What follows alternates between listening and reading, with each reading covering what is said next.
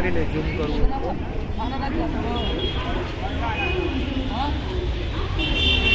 આ બાજુ હજુ આવી જા ને હજુ આમ હવે હજુ આમ આવી જા